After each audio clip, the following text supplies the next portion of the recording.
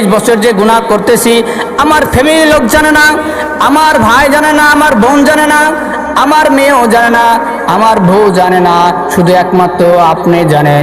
এখন আমাকে এই সকল থেকে রক্ষা করেন ইয়া আল্লাহ। আমি জীবনে যাই করছি আমাদের গুনাহগুলো মাফ করে দাও। আল্লাহ তাআলা তার বান্দার গুনাহ মাফ চাওয়ার কারণে আল্লাহ তাআলা খুশি করে আল্লাহ তাআলা আকাশ ছিল, আকাশে মেঘ ছিল সাদা, সাদার সাথে সাথে একটু পরে অন্ধকার হয়ে আসলো, অন্ধকার হয়ে সাথে সাথে আল্লাহ তাআলা রহমত নাজিল করে দিল। সুবহানাল্লাহ, নাজিল করে দিল। হতবাক হয়ে গেল মুসা আলাইহিস সালাম।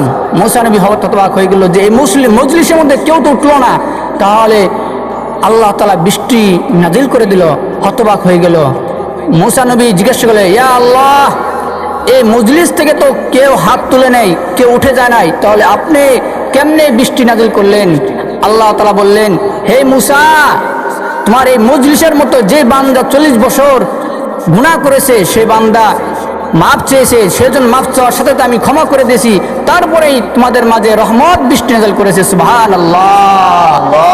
মুসা আলাইহিস সালাম বললেন, ইয়া